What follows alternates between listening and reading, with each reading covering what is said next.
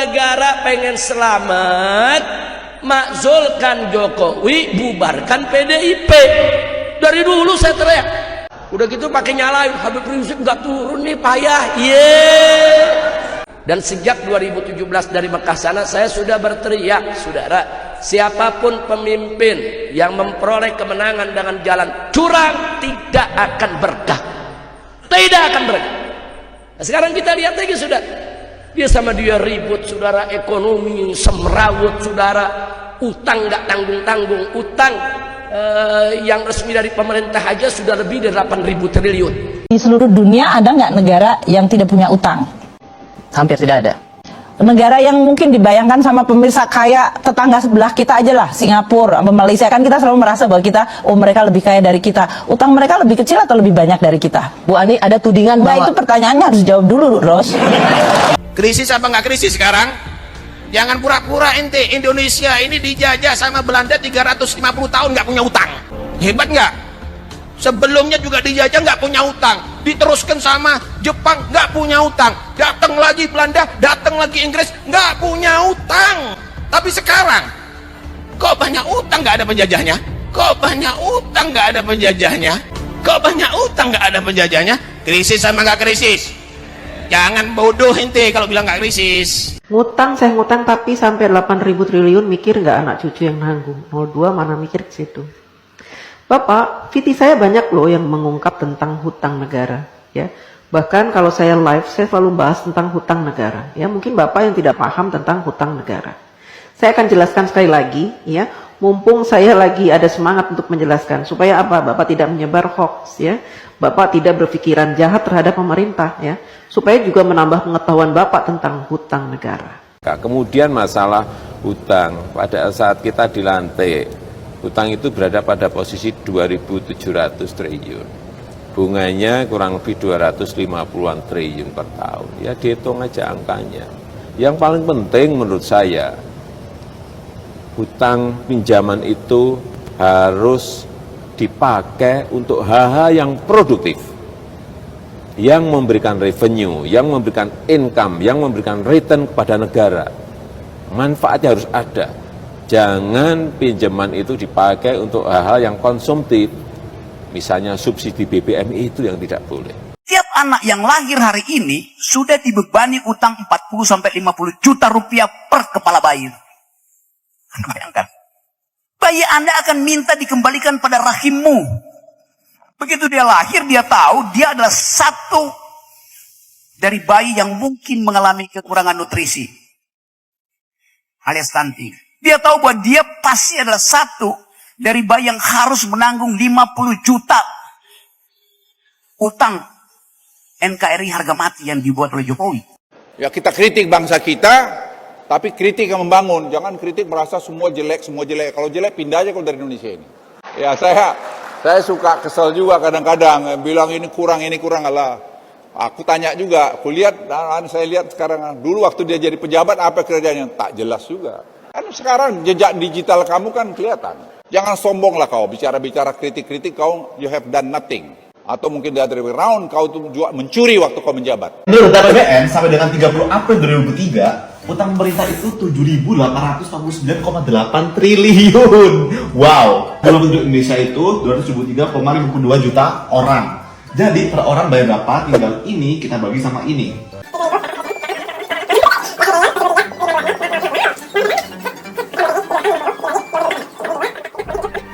Kita 10 per 6. Jadi per orang itu 28,690,000. 28 juta rupiah, 190.000 kira-kira per orang. Gimana guys? Anak cucu kita nanggung? Tidak, Pak. Dulu juga gitu. Katanya Pak Harto berhutang banyak sampai 20.000 triliun, nanti anak cucu nanggung. Saya tidak merasa menanggung. Saya sudah dewasa, sudah besar, sudah tua, setua ini. Tidak pernah saya merasa menanggung beban hutang negara, tidak. Itu kan hanya kiasan-kiasan yang diberikan oleh orang-orang yang membenci pemerintah. Ya, jadi mereka membuat rumor-rumor seperti itu. Supaya apa? Supaya kita membenci pemerintah. Utang negara itu harus. No. Harus menurut saya. Oke, aku sekarang yang nanya. Harus. Kenapa harus? Karena memang negara kita belum siap. Negara berkembang itu belum siap. Jadi harus Nggak ada. siap apa? Belum siap berdiri sendiri. Negara paling kaya aja berutang kok. Orang selalu mengatakan Jepang lebih hebat dari kita. Amerika yang katanya negara superpower, utang mereka gede banget terus. Wah, ini Mereka nggak merasa nggak mandiri loh. Ya, utang Jepang. Saya tidak mau ngikutin kayak Jepang atau Amerika yang utangnya gede, tapi artinya kita konteks mengatakan global bahwa saat kita ini tidak ada satupun negara yang tidak berutang. Di 8,04 kuadriliun dan diperkirakan tahun ini akan berutang lebih banyak lagi sehingga akhir masa pemerintahan Pak Jokowi utang Indonesia diperkirakan akan menembus 8,7 kuadriliun yang berarti 3,5 kali lipat kira-kira dari utang sebelum Pak Jokowi memerintah di akhir pemerintahan Pak Betul. So do you think that orang kalau negara udah kaya dia nggak utang? Utang. Lah iya, jadi Yang utangnya siapa? it has nothing to do with siap atau nggak siap. Iya benar sih ya. Negara udah paling kaya aja utang ya. Ya name it siapa negara Iya, kaya. benar sih. Amerika Serikat the biggest economy in the world. Utang ya. Utangnya 100% dari GDP. It's quite scary. Ya. Jepang 200% of GDP. Kalau GDP nggak punya uang utang. Yeah, you can print money. Hanya Ibu saya mau mendapat jawaban seperti ini karena di sosial media ada tudingan bahwa utang-utang ini adalah kepentingan asing dan aseng karena utang tidak gratis. Bu Ani, tudingannya adalah bahwa dengan berutang ini sesungguhnya kepentingan asing dan aseng karena utang ini tidak gratis. Kita berutang sama masyarakat Indonesia sendiri. Jadi mayoritas dari utang kita lebih dari 90% itu adalah dalam bentuk surat berharga negara yang kita lelang 24 kali dalam setahun di dalam negeri, dibeli mayoritas oleh dana pensiun kita, asuransi, perbankan. Jadi kalau pemerintah bayar bunga dan bayar pinjaman, yang nerima masyarakat. Memang ada bagian asing yang membeli, tapi itu mayoritas kecil, itu adalah bagian yang kecil dari total keseluruhan utang kita. Belum utangnya BUMN yang juga 8.000 triliun, saudara. 8.000 triliun, belum lagi uang pensiunan ASN, TNI, Polri, saudara. Itu jumlahnya nggak kurang dari 4 triliun. Jadi beban yang ada sekarang ini 20 triliun. Kesian Pak Prabowo, besok baru jadi presiden, mesti ngeberesin utang 20.000 triliun. Kalau nggak stroke udah bagus. Ya kan kesian orang jadi presiden dilantik bukan dikasih saudara program yang bagus, dikasih apa? Beresin utang. Jokowi yang pesta, saudara piring pada kotor, Prabowo yang disuruh nyuci, ya. Kacau. Orang-orang itu kan tolol. Ya sudah, mau diapain? Kita seorang tolol itu kan ya, bicaranya nggak bisa seperti anak-anak. Makanya saya bolak-balik bilang kepada pemerintah, tangkap itu Habib Rizik, selesai. Bolak-balik ya dia lagi. Nabi Muhammad mengatakan, maka faro akhohu musliman bahwa kafir. Barang siapa mengkafirkan sesama saudaranya yang beragama Islam, dia sendiri yang kafir. Orang boleh berbuat kekerasan hanya kalau diusir dari rumahnya. Idza ukhriju min diyarihim, kalau diusir dari rumah mereka, baru boleh kekerasan. Mudah-mudahan saja penjelasan saya nanti membuat Bapak agak terbuka matanya, kupingnya, ya, pikirannya, wawasannya. Jadi begini Pak, hutang negara, setiap negara ingin mengajukan hutang kepada IMF atau World Bank gitu ya, atau kepada negara-negara lain gitu ya, kepada negara-negara yang mau memberikan hutang, maka harus disepakati oleh wakil-wakil Bapak. Di mana? Di DPR RI. Ya. Bentuk negara kita memang mempunyai aturan seperti itu. Presiden tidak bisa memutuskan segala sesuatunya, apalagi perkara hutang sendirian. Negara itu kalau nggak kebayar, nanti yang ditagih siapa di akhir? Dan kalau misalnya rakyat wah nggak mau saya sebagai rakyat. Indonesia punya utang. Anda orang Indonesia kan? Iya, bayar. Nggak boleh masuk surga dulu, bayar dulu. Wah, banyak itu. Banyak tenan lo utang. Kalau misalnya gimana tuh? Gimana, Bib? Kita kan tahu apa-apa. Pernah saya lihat ada data, Bib, satu orang Indonesia harus bayar 11 juta biar utang Indonesia lunas. Per orang. Per orang. Bahkan sampai anak bayi pun Nggak mau saya nggak ikut ngutang kok. Yang ngutang bukan saya. Jadi kalau sebagian masyarakat kita memiliki tabungan dan kemudian meletakkan di bank, banknya bahkan bisa menawarkan Anda ingin ini deposito biasa atau Anda mau masukkan dalam surat berharga negara. Anda bisa membeli obligasi. Jadi sebetulnya ini adalah sama seperti di negara yang makin modern, di mana kita makin memperdalam sektor keuangan. Masyarakat kita kalau sekarang ini pendapatannya makin tinggi, kelas menengah, mereka punya tabungan, dia tidak lagi hanya menabung di bank dan kemudian mendapatkan bunga yang makin rendah. Mereka sekarang ingin menginvestasikan tabungannya. Ada yang membeli saham, ada yang membeli surat utang negara. Dan kalau negara meminjam, berarti kalau saya membayar bunganya, yang dapat keuntungan ya rakyat kita sendiri. Menteri Keuangan Sri Mulyani menyebut pihak-pihak yang mempermasalahkan utang berlebihan atau bahasa anak sekarang lebay. Apakah Presiden Jokowi juga merasa kritikan-kritikan itu sama sekali tidak ada yang mendasar, hanya berlebihan? Ya kalau gini, kalau orang berbicara dengan angka-angka, orang berbicara dengan basis data yang jelas itu bagus. Atau ekonom yang jago ekonomi makro seperti Menteri Keuangan, Ibu Sri Mulyani, dengan mungkin ekonom yang ngerti masalah makro juga saling beradu argumen, itu bisa jadi dengan angka-angka, dengan basis data yang jelas, itu bagus.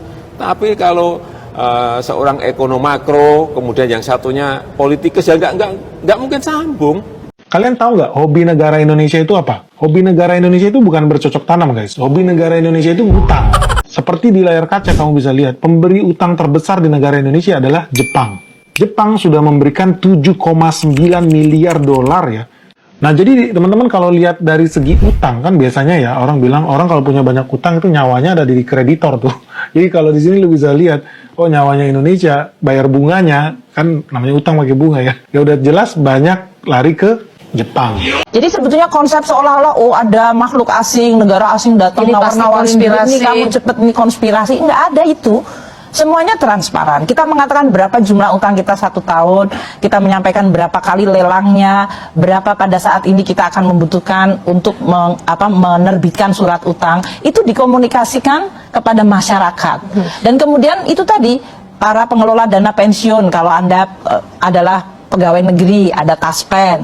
Kalau Anda pegawai swasta, dana pensiun atau BUMN, dana pensiun Anda itu nggak mungkin duitnya cuma ditaruh di bawah bantal sama dana pensiun. Itu nanti akan habis kalau nggak akan bisa untuk bayar pensiun. Bank Indonesia atau BI belum lama ini melaporkan hutang luar negeri atau ULN Indonesia mengalami tren penurunan hingga April 2022. Secara keseluruhan utang mencapai di 409,5 miliar US dollar pada April 2022 dengan asumsi 1 US dollar setara 14.729 rupiah. Nilai ULN itu adalah 6.031,52 triliun rupiah. Angka itu turun dibandingkan dengan ULN bulan sebelumnya yang 412,1 miliar US dollar atau 6.069,82 triliun rupiah. Secara tahunan posisi ULN April 2022 terkontraksi 2,2% YoY, lebih dalam dibandingkan dengan kontraksi bulan sebelumnya sebesar 1% YoY.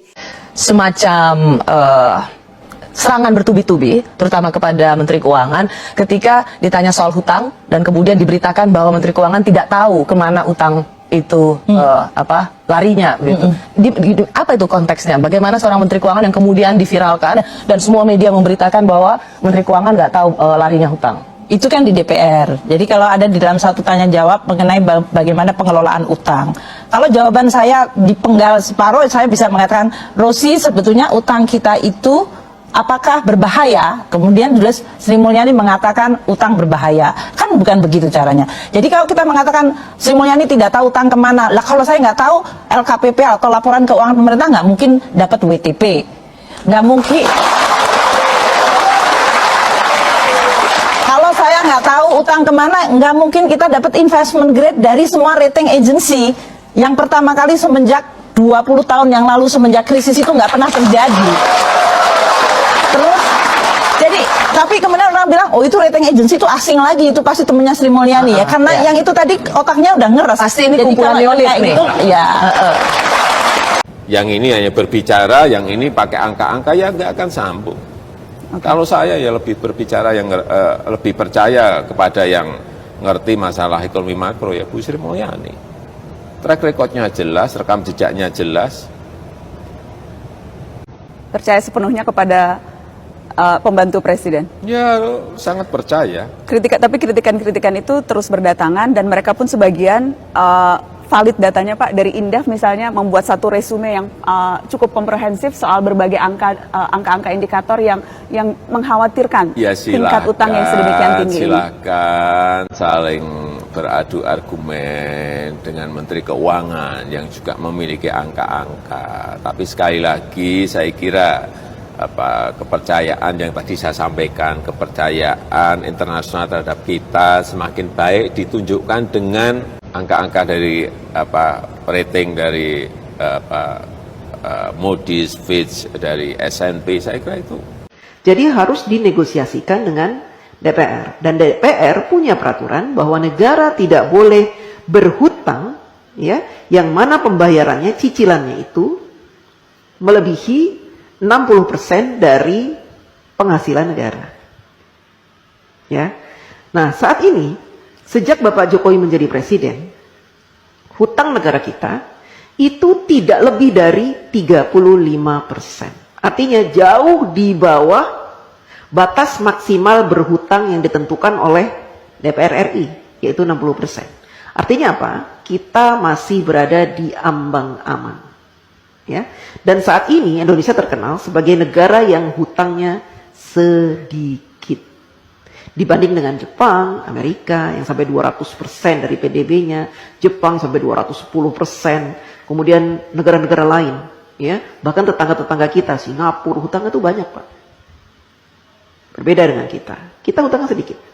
Beberapa tahun yang lalu Bapak Jokowi juga sudah melunasi hutang warisan sebanyak 7.000 triliun. Bapak heran kan dari mana uang 7.000 triliun itu? Kok Pak Jokowi bisa membayar? Karena Bapak Jokowi selama ini melakukan penghematan pengeluaran APBN. Secara tahunan, pertumbuhan ULN pemerintah mengalami kontraksi sebesar 7,3% YoY, lebih dalam dibandingkan dengan konstruksi bulan sebelumnya yang sebesar 3,4% YoY, tulis Bank Indonesia atau BI dalam laporannya yang dikutip pada Senin 20 Juni 2022. Pemerintah yang membayar hutang senilai 1,9 miliar US dollar menjadi salah satu penyebab penurunan ULN. Dari total pembayaran tersebut, pokok hutang tercatat sebesar 1,576 miliar US dollar dan bunga sebesar 374 juta US dollar. Pembayaran surat berharga negara atau SBN yang jatuh tempo mendominasi pembayaran hutang tersebut. Dengan cara apa? Dengan cara tidak menggunakan APBN untuk pembangunan negara. Bapak Jokowi mensiasati pembangunan negara dari para investor, baik dalam maupun luar negeri. Sehingga APBN-nya utuh, tidak diutak-atik. APBN yang ada khusus digunakan untuk kepentingan rakyat, seperti subsidi, kemudian bansos, BLT, PKH, dan sebagainya itu Pak.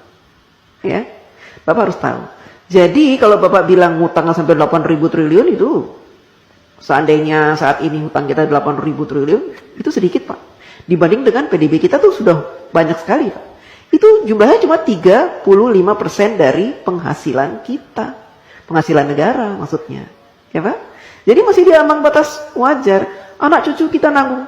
Tidak Pak, dulu juga gitu. Katanya Pak Harto berhutang banyak sampai 20.000 triliun, nanti anak cucu nanggung. Saya tidak merasa menanggung. Saya sudah dewasa, sudah besar, sudah tua setua ini, tidak pernah saya merasa menanggung beban hutang negara, tidak. Itu kan hanya kiasan-kiasan yang diberikan oleh orang-orang yang membenci pemerintah. Ya, jadi mereka membuat rumor-rumor seperti itu supaya apa? Supaya kita membenci pemerintah.